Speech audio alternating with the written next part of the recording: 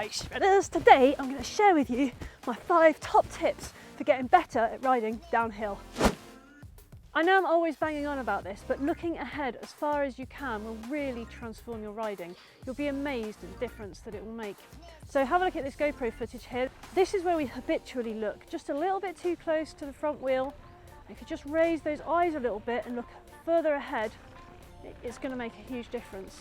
Especially with this particular trail here, I've got a drop, some berms, a jump, and because I'm looking that little bit further ahead, I can see everything and I can prepare for it well in advance.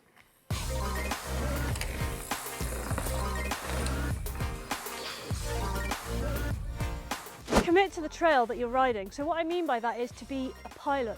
Pilot your bike, don't be the passenger.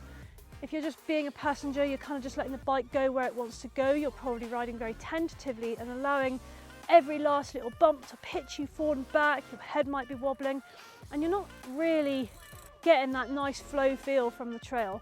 And actually what often happens when you ride like that is that you lose grip more easily, you feel less in control and less confident. Whereas if you say to yourself, no, I'm going to commit, I'm going to be the pilot of this bike, I'm going to choose where this bike goes, you feel so much better, you feel more confident and it all feels smoother and more flowy, which is of course what we're looking for. Don't forget, hit that subscribe button right now. Pumping is almost like the physical act of unlocking commitment. If you're pumping, you're already riding very dynamically, sort of attacking. Your body position is pretty much perfect. You know, you're going to be pushing down through those pedals. It's almost impossible to be too far off the back of the bike and pumping at the same time. And you're looking for those, you're looking ahead, so you're looking for those spots to unweight, to push in, and all that sort of thing. You can check out a full description and explanation of what pumping is by checking out this video up here. But what you're going to find now that you're looking ahead, you're committing and you're pumping is you're going to need to get on your A game with your braking. And you need to slow down, firmly squeeze your brake levers, but try to avoid grabbing, because grabbing can result in skidding, losing control, maybe even falling off. If you want to see a full recap on good braking technique, check out this video up here.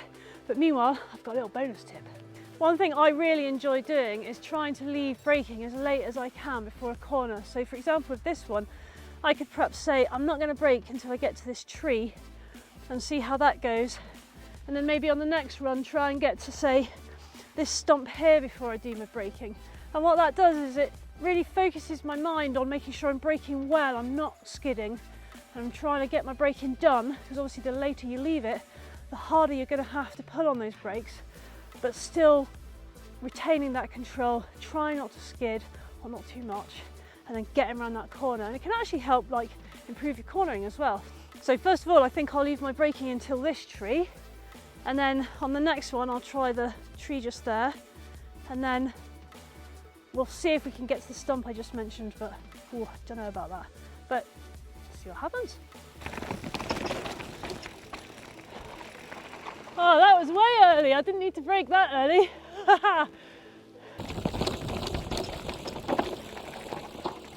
That was better. I reckon I could leave it to the stump actually. Ooh, that was a bit sketchy. I'd have to practice that one a few times. Line choice, well what about it? How do we know which is the best line? Well, it could depend on what you're trying to achieve. So perhaps if you're at a race, you're looking for the fastest line, perhaps the shortest distance between 2 points. Or just out riding, it could be the funnest line, it could be the smoothest line, or simply the line that you are most comfortable with.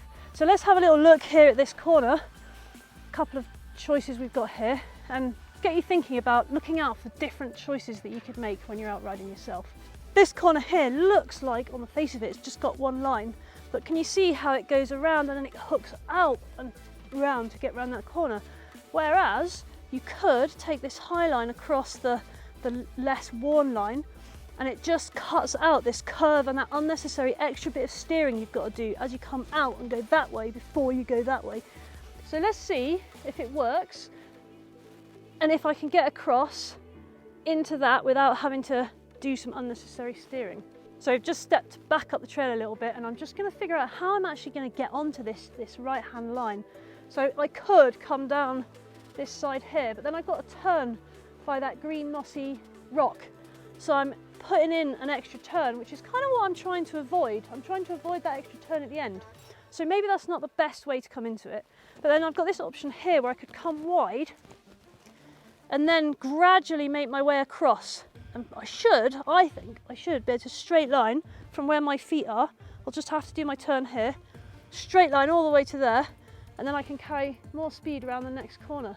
So sometimes when you're looking at different lines, you actually need to step back further a few stages to see what you're going to do to make them work. Anyway, let's give it a go.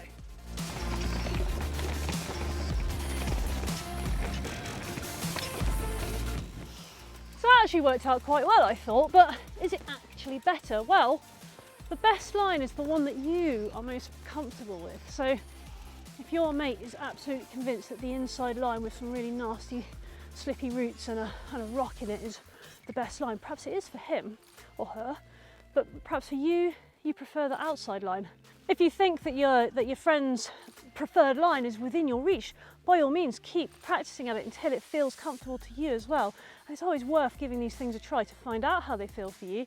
But yeah, I just wanted you to have a think about looking around on the trail at different options, different lines you could try, because that builds experience and that also helps you become a better descender. So I hope you found all these tips helpful. Of course, if you've got any questions, don't forget to leave them in the comments below. I'd love to help you out. And otherwise, it remains to say thanks for watching, and I'll see you next time.